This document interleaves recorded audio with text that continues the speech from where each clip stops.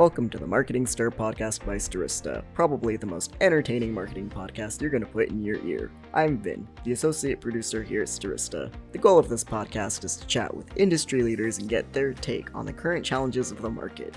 And we'll have a little fun along the way. In today's episode, Vincent and Ajay chat with David Young, the VP of Marketing for Adult Career Learning at Stride. He talks about how the pandemic led the company to making some drastic choices in marketing options, such as turning it off altogether, and learning the value of marketing as a whole. AJ sneaks in some time competing in tennis during recovery, and Vincent says he's more of a football guy. Give it a listen.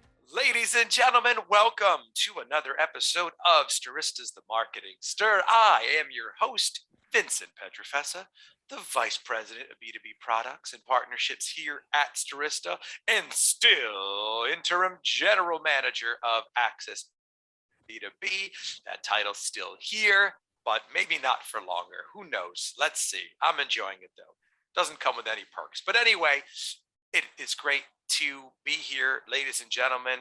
I love doing this podcast, and thank you for all the positive feedback that you email us. And when we were recently at some in-person events, that you came up to me and said some great things. What a cool feeling that is, as long as it's positive. Hasn't been any negative feedback yet, so I don't know. I'll handle that too if there is.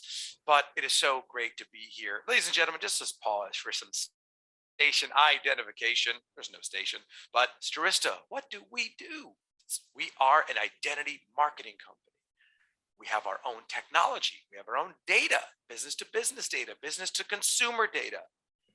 We work with our partners to utilize that data. Email marketing. We have our own DSP, display, OTT, connected TV. If you're a B2B marketer, that's become really popular.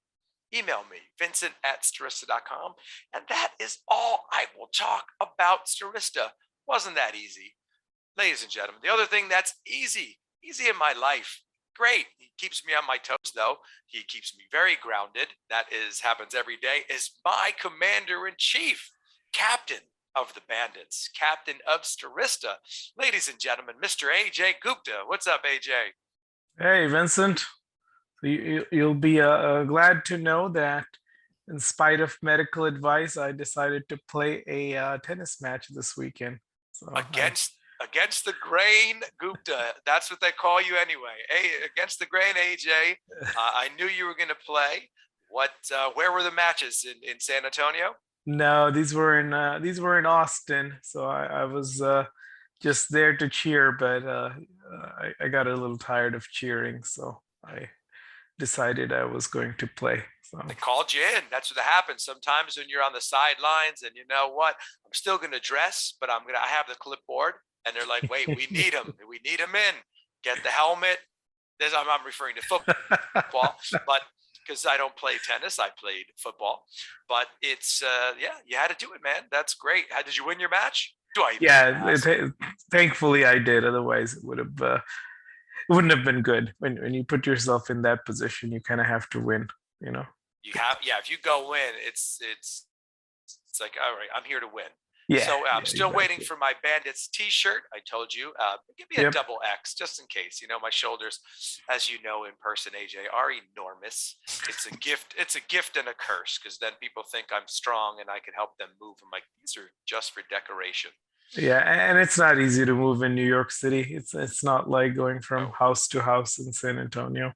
It is not. And if you still require your friends to help you move, you're not an adult yet. You're not an adult. Just pizza and beer doesn't cut it anymore. I'm in my 40s. You think I'm gonna help you move? You're crazy.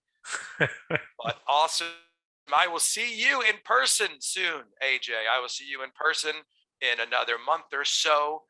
And then hopefully beyond that, as some conferences become back in the spring, summer months. So that should be great. So looking forward to that. It's been a few months. Yeah, things seem to be improving generally across the country. So we should get together soon.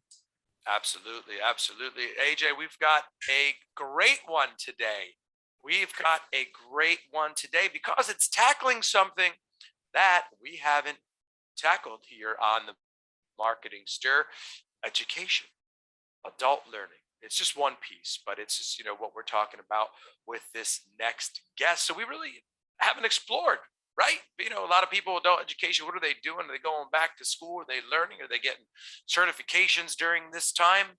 We heard from a lot of people that they wanted to hear, and we found an amazing guest. We've already spoken, we already hit it off.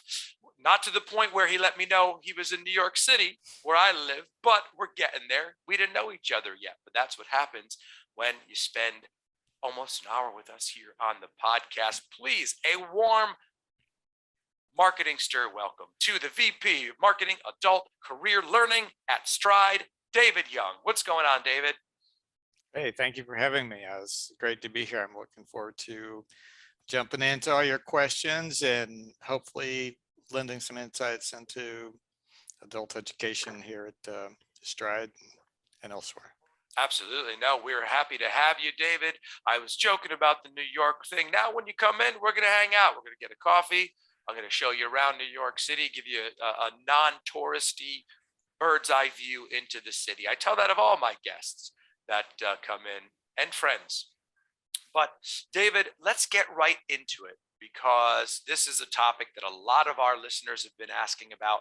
This is a topic that, frankly, AJ and I were talking about. We're like, I wonder what people were doing. Even some people in our own company kind of getting certified in different areas.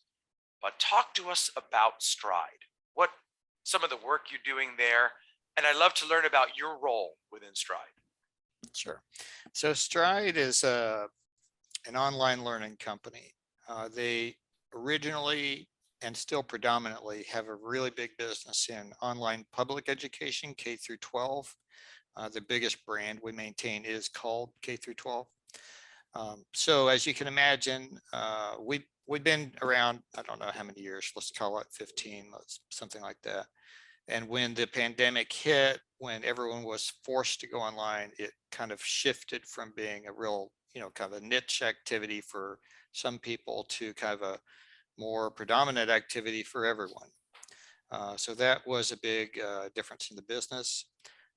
And then aside from the K-12 business, there's these adult learning boot camps. So we have 3 of those so far. We'll probably build or acquire some more. But right now we've got Galvanize, Tech Elevator, and MedCerts. So those are all for essentially people already out in a career who may want to change careers and become a software engineer or become, something to do with the medical support role, like, the people who would take blood or, code medical procedures into insurance codes, things like that. So that's what Stride does. We have a variety of online learning opportunities, and we're glad to be here and help people during the pandemic. And David, talk to me about kind of twofold question here is, what some of your responsibilities at within your role, and then we love asking this question. This is a staple here, is how you also got into marketing. Sure. So I'm a vice president of marketing in the adult career space. I was previously vice president of marketing and demand generation for the K-12 business. So I've kind of been involved with all of that. The way I got into marketing is a little bit by accident. So as an undergraduate, I was a finance major, and then I ended up in sales for a year afterwards, and then decided I was going to go back and get a master's degree. And how could I mix, some aspects of sales, which I liked, with kind of maybe more of a analytical bent, which I naturally had. And so that led me to marketing research, and that led me to marketing analysis. And I've been in marketing, kind of ever since that master's degree. Along the way, I took a lot of statistics courses, within those degrees, and then later, and that's been a big part of my marketing, logo. David, tell us a little bit about your current marketing strategies. What are some of the channels you're using? What's working for you guys? Sure. So we use all the channels, I would say.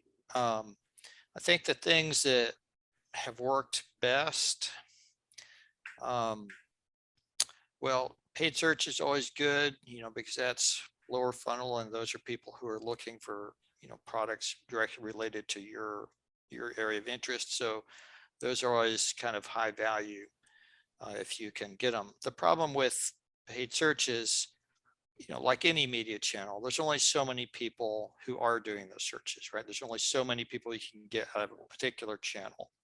So once you've kind of hit that sweet spot of kind of getting your fair share, as it were, of the people doing those searches, spending more money on that just kind of bids up the price. And so you kind of start spending more without getting more. And so it's best to then look at kind of your other channels that can be productive as well. We've had good experiences with national TV. We've had good experiences with connected TV and social as well. And so, so I'd say those are maybe the four that are perhaps the most productive. But we have media expenditures in all kinds of other things, digital radio, like say Pandora or Spotify, other types of, social channels, YouTube, display, you name it, we've got something going on there. David, you've been at Stride for almost 4 years now. So what's your favorite part of your job there? I guess my favorite part is discovering new ways to squeeze a little bit more value out of the media dollars. I guess I would think of myself as kind of I want to say inventor, but that sounds too grandiose. But I do like looking at things in a new way, framing the problem differently, and seeing if I can extract more value from the same dollars. And David, I want to talk about something you said in the beginning there. You've worn a lot of different hats at Stride, different positions, and you kind of have a background in sales as well as marketing, which I always think is extremely helpful. But what are some of the secrets? How do you succeed in such a diversity of roles that you've had? Well, I really think in some ways it ties back to the statistics courses I took, because I think that marketing has evolved over the last 30 years. There's more and more data every day. There's more and more information. And so those analysis skills become more and more valuable to me. And so I think that's really helped me thrive in a variety of roles. But I would also say that it doesn't come down to like a particular technique. It's not like necessarily even what you could say an advanced technique. I think it comes down more to seeing through what's not being said. And, because almost all the data comes from some vendors with their own agenda. So, everyone wants to spend more on their thing, and everybody wants to take all the credit they can. And, you add up all those things and it tends to be, more sales than the company's got, and so, there's always, there's always things to reevaluate. Like for instance, like I would say that remarketing is a good example. So people come to the website, and then they leave, and then you send them an advertisement, and then they come back and they buy something. So typically the way people count that is, well, we spent $10 and that's associated with, these sales over here, and that's worth more than $10. So we're good. And I would argue that's not always true, can be true, but it could also be the case that, maybe if the sale was absolutely necessary that you did that remarketing, then the cost of that sale would be all the money you spent to get him to the website in the first place, and then also the remarketing. So, that's just an example of how, you have to kind of look at things other than the way they're being presented to you kind of see what the real cost benefit is for these things. Yeah, no, that definitely makes sense. David, is there any truth to what I was saying earlier in the beginning to kind of during the pandemic, did a lot of people get those certifications? What was kind of the online education space looking like? Well, obviously there was an avalanche of K through 12 people going online because they were obligated to. And, we got a share of that. So that was a huge social movement, if you will.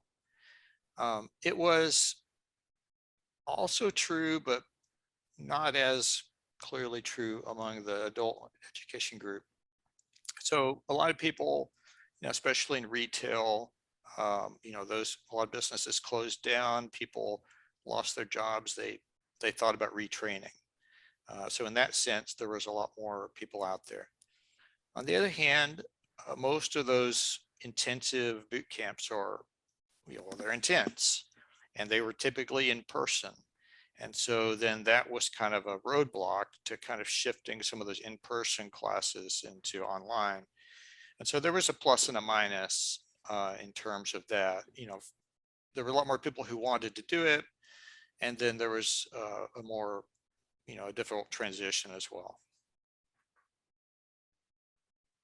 Do you think during the pandemic, people have become fatigued with Zoom, especially when it comes to online learning?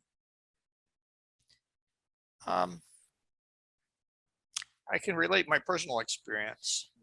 So our company effectively has shut down the corporate office. So they're going to open another one with a smaller space, but essentially we've shifted to be online ourselves.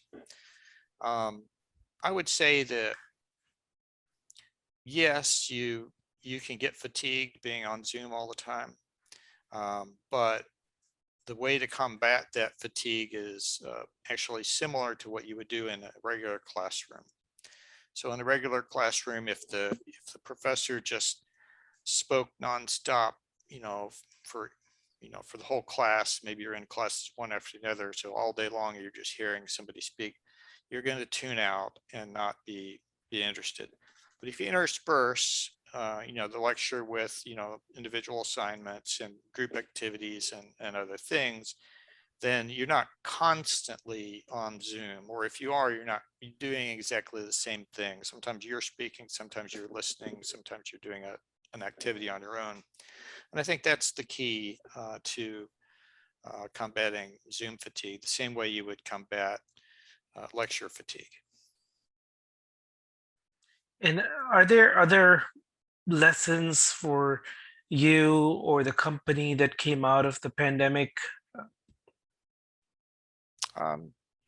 Sure. So one of the, well, this is kind of, a weird thing, but I'll just say that it's at one point, we had so many customers that we were unable to serve them all, either because we couldn't physically hire enough teachers, or we were hitting constraints that maybe individual states have on enrollment numbers, things like that.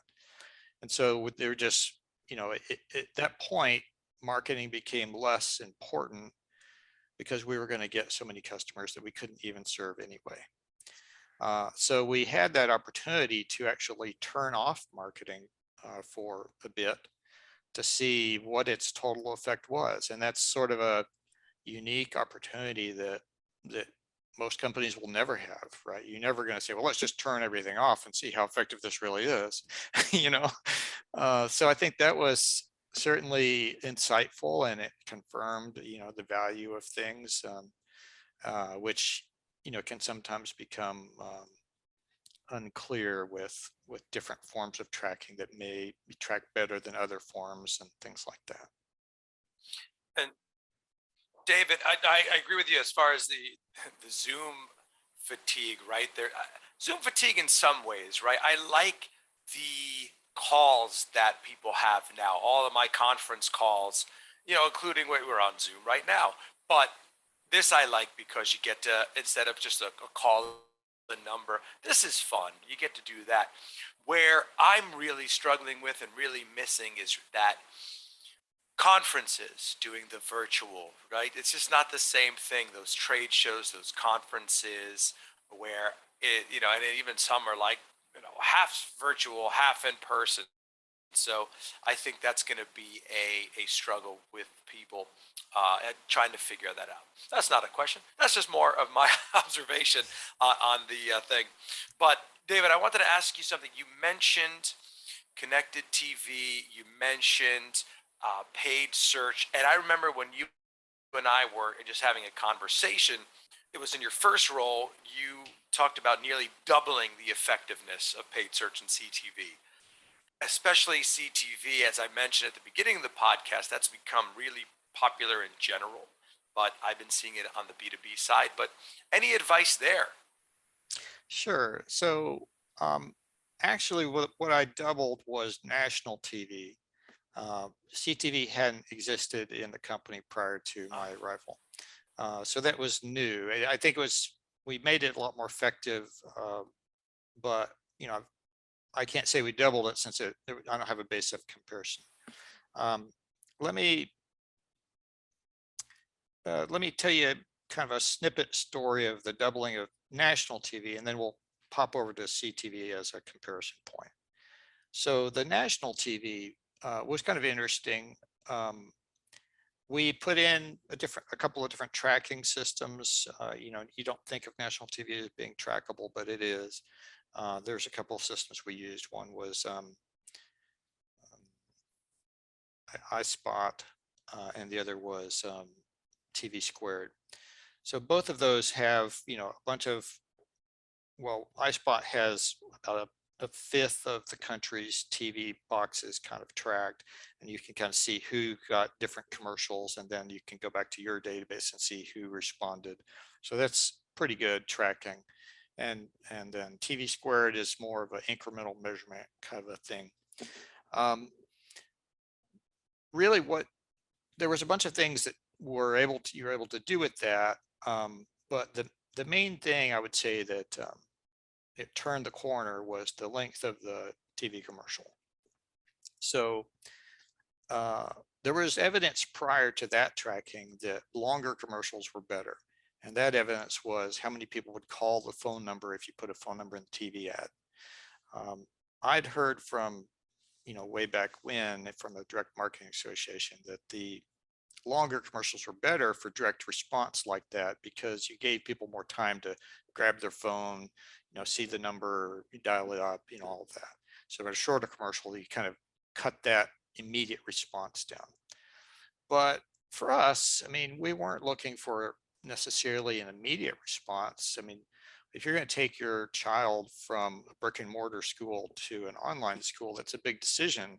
You're not going to decide to do it instantly. You're probably going to check out the website, see who this company is, talk to your spouse, talk to your child. It's a big decision with a bunch of steps. So it was more useful for us to give a short commercial to get the person kind of aware of us and interested, and then just begin that process. And this tracking allowed us to see that those shorter commercials were actually more effective. And the reason I would say that they are, though not sound like they're not, a short commercial,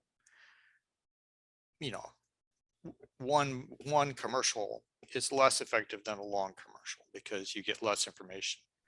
But the pricing of TV is per second. So a short commercial, let's say 30 seconds compared to 60 seconds, costs half as much, which means you can reach two people instead of one person. And that makes all the difference in the world. I often compare it to a dating analogy where, if you wanted a date, or let's say I wanted the date, and what's my chance of getting a date better? If I ask one girl out for twice as long, or if I ask two different girls out? Well, obviously the two, right? I get two chances. So there's all kinds of reasons why she might not want to go out with me, right? She's already got a boyfriend. She doesn't like the way I look, whatever it is, right? So if I get two shots, I've got more chances. than if I just, spend twice as much time on my pickup line. So, so that's essentially the same thing with the TV commercials, where, getting to talk to two people is more valuable than one for longer. So let's kick over to CTV then. So CTV is a different animal, and it's got advantages and disadvantages. It certainly costs more per person than national TV, although local TV also costs more per person than national TV. And so they're not that different when you compare CTV with local TV. And if you need, well, so there's a couple of situations where CTV is going to work in your favor. So if you need to advertise locally, like in our case, we've got these different states with different regulations, different caps of numbers of students we can actually enroll in different places. And you might need to focus in on a place where you can enroll or you can get students or whatever, compared to some place that is now, kind of met the cap or is off limits or whatever. So that's one reason. But then the other thing that's great about CTV, it opens up this whole opportunity to do this one-to-one marketing that everybody has been talking about for so long. You can get your database of information, you can find out who's more likely to respond, and you can advertise to just those people. So now the somewhat higher cost per person is balanced out or even surpassed by the higher chance to respond. So that's really where CTV can shine, and as there's more and more data to be had, there's more and more chances for that to be just that much more valuable. That's a great way of breaking it down, David. I like the way you did that. I like your analogy there, and that it makes a lot of sense. So thanks for breaking that down, because a lot of people are asking. It's like, TV, right? The linear TV, the connected TV. It's just such a big topic because, and we talk about it a lot in real life, and we talk a lot about it on the podcast. People are watching TV. There's so much programming out there. There's so many ways to consume it. People are at home and really relied on television. As we've actually had a few people from NBC Universal and Disney on, we've had a lot of people talking about some of their programming, A&E networks. So thank you for breaking that down. David, I wanted to talk to you about, because you have been, like I said, a lot of roles, but you've been in marketing, and you've been at Stride for a good amount of time, where we constantly talk to a lot of people in marketing on this podcast, where sometimes they're not at those roles a long time. Marketing tends to be one of those positions along with like a chief revenue officer sort of thing that kind of has a couple year shelf life, if you will. What's been your secret sauce, if you will, separating you, some of the methods that you use, so kind of what makes you different in marketing, David, do you think? Well, I think it's a little bit what we talked about previously, in the sense that, I kind of, I try to frame the questions differently. So I gave the example of the remarketing stuff, but I'll tell you a mistake I made. Maybe that'll be, the flip side of this. So I had determined that, hey, this paid search stuff, it looks great. We need to spend a bunch more money on it. That was my first year into Stride. I'd said that. And then it wasn't, it was wrong in the end. I could say, well, it wasn't really wrong, but in the end it was wrong. And it was wrong, not because it wasn't a good deal, it was a good deal, but it was wrong because it couldn't scale as much as I wanted to. I saw that there was a good return on that money, and I thought, well, we'll just spend more over there. And unfortunately, when I said earlier that, you can bid up the prices, that's because that's what happened. So, live and learn. I saw that I goosed up the money too much. We bid up the price. And so we ended up paying kind of more money for the same clicks. And so it didn't really give us that incremental value that we were hoping for. So I guess your question to me was, well, what sets me apart? I guess one, I would say that, I have used data to kind of figure out things. And I think the other thing though is that I'm willing to admit failure and change course. So this, is one of the failures that, that I had. And since then, we found it to be much more productive to, we still want to get more out of paid search, but we also put strict limits on the cost per clicks we're willing to pay, so that if we do pay more, it's because we got more, instead of accidentally bidding the price up. So I think that's the other thing that would maybe set me somewhat apart is um, I'm willing to admit that I was wrong. Obviously, you don't want to be wrong too often, or you run into this problem you've mentioned of the shelf life. Shelf life comes a little shorter as you make mistakes. But I do think that I've seen companies that will make a mistake, won't want to admit to it, and ride that mistake until they're into the ground. And that's the biggest shame, right? You ideally you'd have generated enough confidence within the group, that you're able to say that that was wrong. Now I'm going to do a different thing based on new information and move forward. And if you can establish that kind of rapport with your management, um, I think that's where you can really find a lot of success.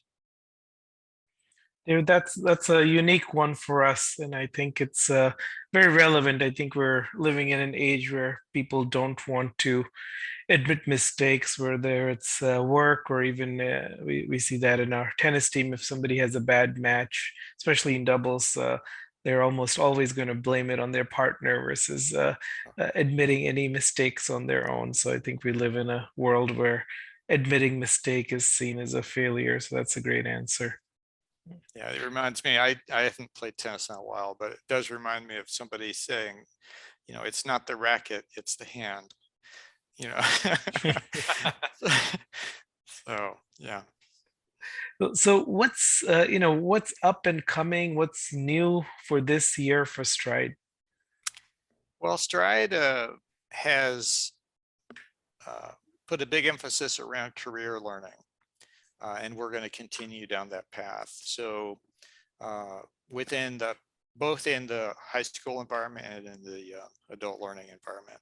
So in the high school environment, you have typically a bunch of electives, right? And they're whatever. So they could be, music or art or speech or debate or, track or, whatever they could be. So one of the things that is the right move for a lot of students is to take a cluster of those electives and center them around a career choice. So whether you're going to start a career after high school or whether you're going to, go on to college, it kind of varies. But let's say you're going to go into career after high school. If you could take a bunch of, healthcare courses while in high school and be, qualified or halfway qualified to be kind of a beginning level nurse, then your salary potential after high school could be tremendously larger than just with a typical high school degree. If you're going to college or, you have that path, again, that's where, you could explore careers, find out what you really want to do to make that college choice better, and or take, kind of dual enrollment courses and college credit type courses that were in a path that you plan to take later. I know I personally, had a bunch of kind of typical jobs for high schoolers back when I was in high school. I worked at a couple of Dairy Queens. I worked at a car wash. I don't know what else I did, but things like that, right? I worked for the Texas Highway Department, kind of repairing some roads, stuff. And, I based my judgment on those jobs and said, well, gee, I've liked or disliked these jobs because of who I worked with. And so my whole plan going into college is as limited as this plan was, but hey, I was 17. What do you want? My plan was I'll go into business so I can be the manager and hire people I like, so I'll like my job. So that was my philosophy, a fairly weak one, I would say, looking back. But that's all I had to go on. And I think if you had the chance to more thoroughly explore some real career options in high school, you could make a better choice than that. I think a lot of people are in that situation. Yeah, that's great. I know I changed my major at least 3 times in college. Never really Right. knew what I was going to do. Right. So, David, this is one of our staple questions we like to ask at Marketing Stir. So, what is a LinkedIn message or an email that really annoys you? And what's one that gets your attention that you actually respond to? Yeah, that's a tough question. I get lots of messages from lots of people. And I've mostly learned to ignore them because there's so many. If I tried to respond to all the messages, I would, I'd do that instead of my job. So I guess the thing that I would say, I have responded to some.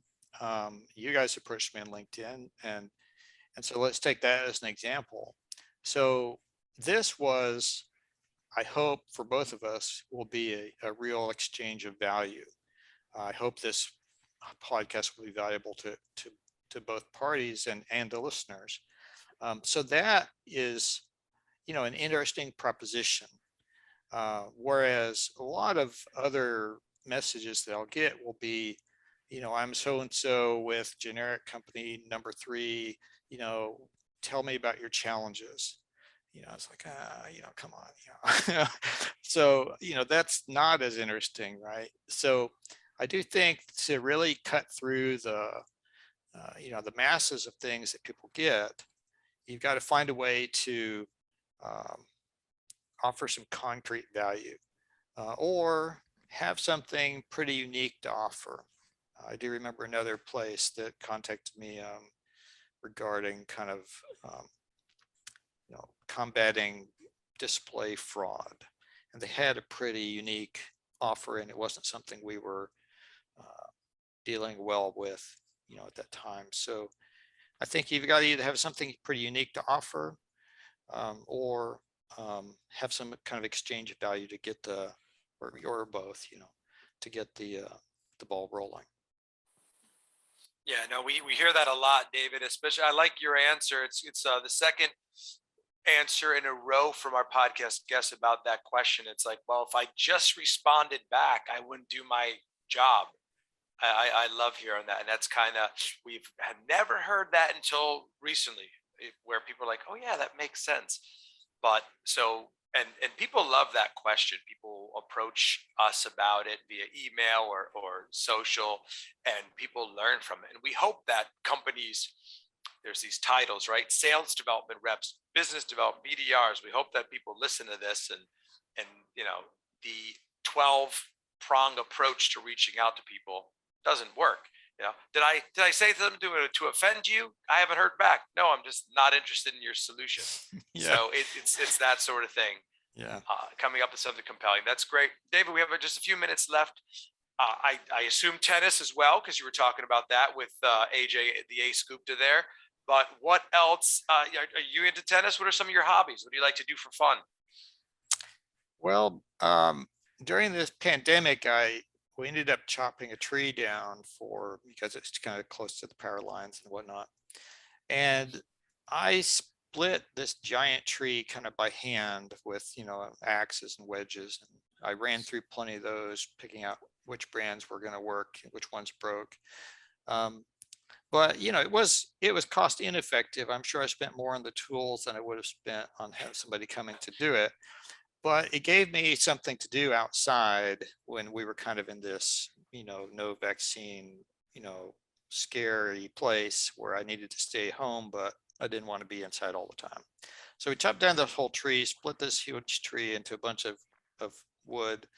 And so now I spend a lot of time with the fireplace. And, I said my son came back to to the house last weekend, and we played some board games in front of the fire, and Nice. that seems like a more common activity for me these days. That's nice. We in my last apartment in Manhattan here, I actually had a fireplace. It was pretty cool.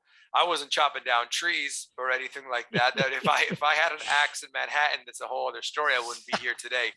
But it was nice. I love it.